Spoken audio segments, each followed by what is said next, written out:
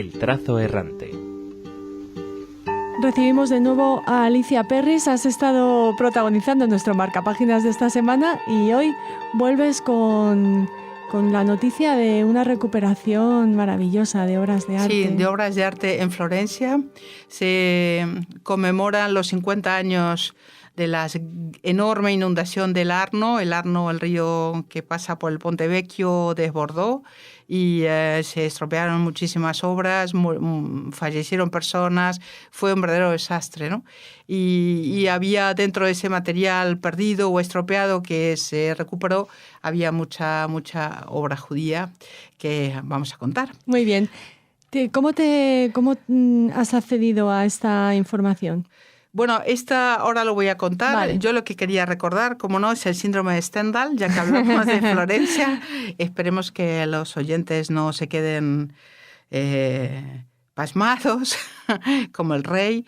El síndrome de Stendhal es este referente de la reacción romántica a la acumulación de belleza y la exuberancia del arte. Y se denomina así por Stendhal, que vivió en el siglo XIX, era el seudónimo de Henri Maribel, y dio una detallada descripción del fenómeno que experimentó cuando salía de la iglesia de la Santa Croce. ¿En Florencia? En Florencia. Y luego se filió por la psiquiatra italiana, justamente Graciela Magherini, que observó una serie de casos similares entre turistas, estos agobios de querer abarcar demasiada belleza en poco tiempo, ¿no? Entonces, bueno, estos textos hebraicos provenientes de la Biblioteca Nacional, la Biblioteca Antonio Magliavecchio y la Medicea, o sea, la de los Medici, fueron restaurados en Roma y han vuelto ahora. Entonces es un gran acontecimiento porque la comunidad florentina judía siempre ha insistido en que forma parte de esa comunidad más grande, digamos, más amplia, ¿no? Hay una datación de comunidad hebrea en Florencia ya más o menos hace 2000 años, es decir, que mucho tiempo, en la época romana, luego con los Medici, que están tan de moda por la serie y por el programa que se hace sobre los Medici, le fue bien con Cosimo el Viejo, les dio alguna serie de ventajas, luego le fue mal, como a todos, con Savonarola, que descansa las cenizas, afortunadamente, para la eternidad, la Piazza de la Signoria, lejos de los humanos.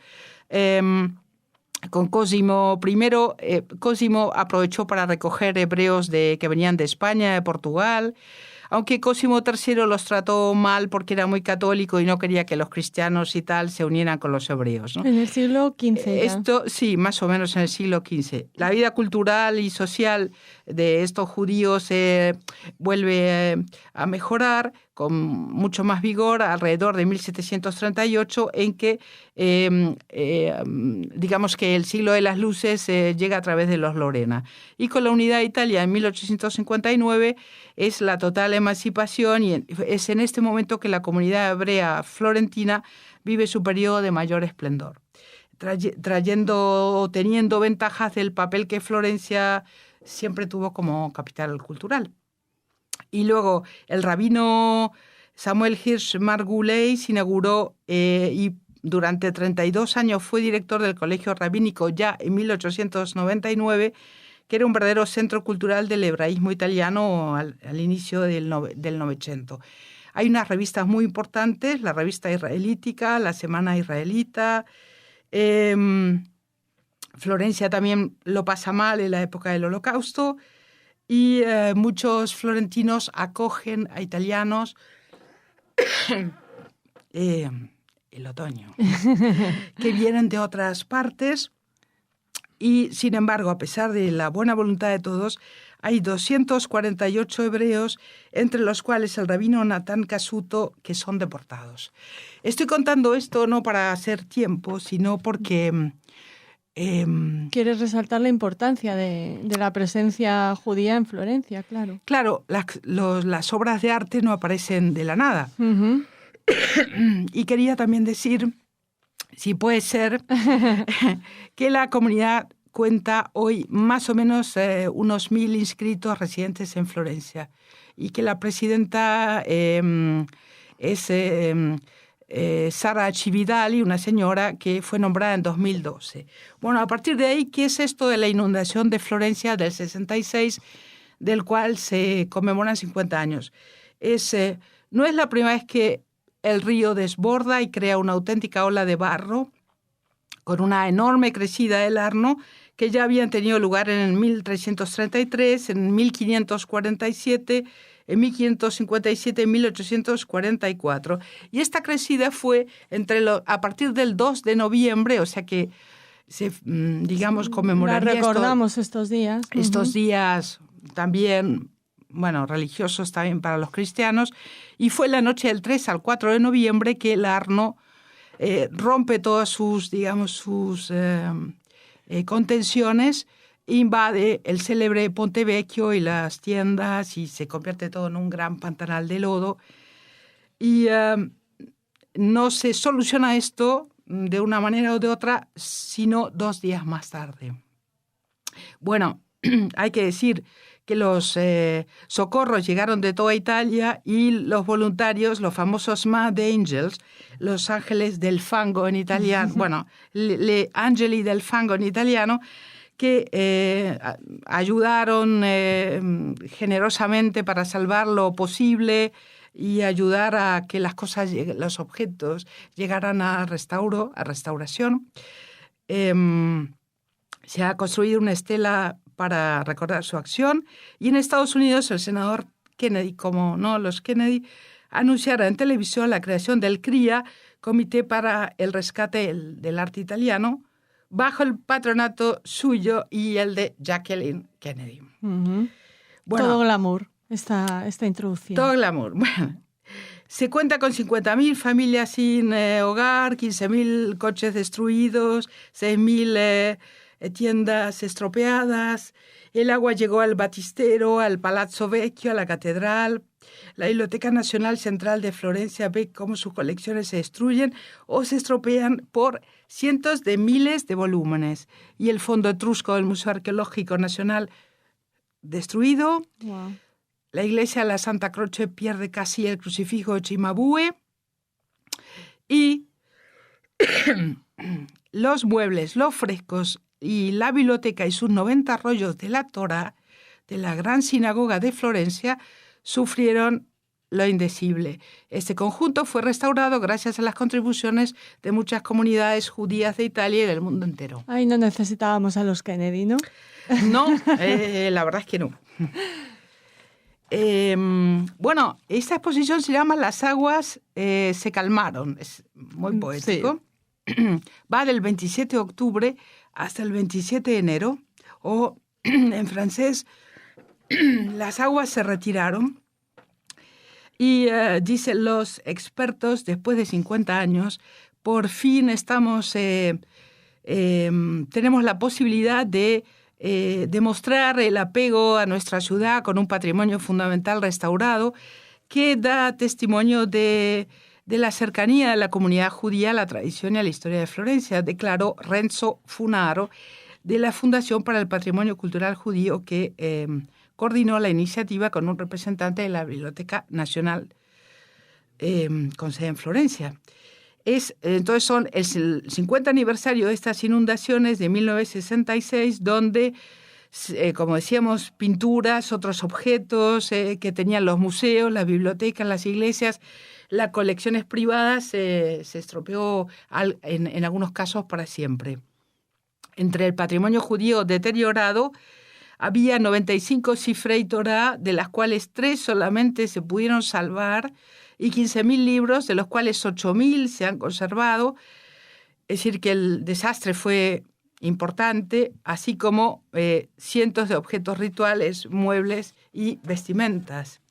Toda esta información la tenemos gracias a Adam Smulevich. Grazie, signore Smulevich, per la sua disponibilità e amabilità. Sempre, lo digo en italiano, no sé si puede entender español, estuvo absolutamente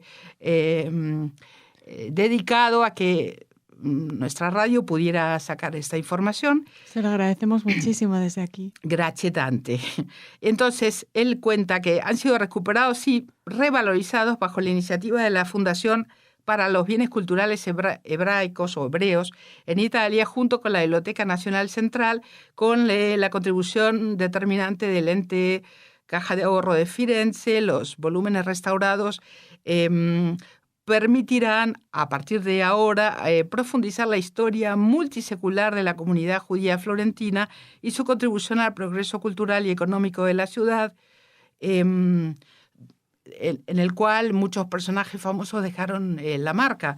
Y además esta imbricación, como dicen los propios judíos, en toda la historia florentina e italiana, ¿no? Luca Bellingeri, que es el director de la Biblioteca Nacional, dice: esta indagación es una iniciativa que representa también un importante momento para reflexionar sobre una de las páginas menos conocidas de los devastadores efectos del aluvión de hace 50 años. A las obras provenientes del patrimonio como incunables de la comunidad hebraica florentina o judía florentina, hay libros del 500, del 1500, además de muchas ediciones antiguas que fueron estropeadas y restauradas con los fondos presentes en la Biblioteca Nacional Central, que viajaron, como decía, a Roma, y luego, porque en Florencia no había en ese momento medios, y además estaba todo, era un caos, entonces se cogieron las obras, se llevaron a Roma y recién ahora vuelven. O sea, se tardó 50 años en poder... Retorno. En el retorno, en poder recuperar eso, ¿no? Y aquí colaboraron la iniciativa de la región toscana, el Ayuntamiento de Firenze, de Florencia, la Unión de la Comunidad Hebraica Italiana, la Fundación Ambron Castiglioni. Es decir, que fue algo de largo aliento, que duró 3 años de trabajo y que, digamos, se trata de un proyecto que empezó en 2012. ¿Y hay una pieza, Alicia, especialmente destacada de esta recuperación?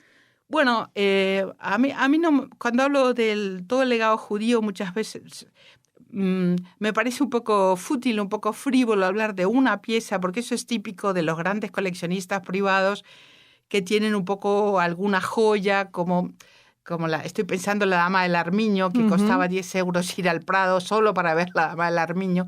Entonces, la idea, yo tengo la vivencia de lo judío como algo coral. Como un todo. Como un todo, y además donde no hay tanto personaje identificado. Muchas veces son objetos que han sido de la gente.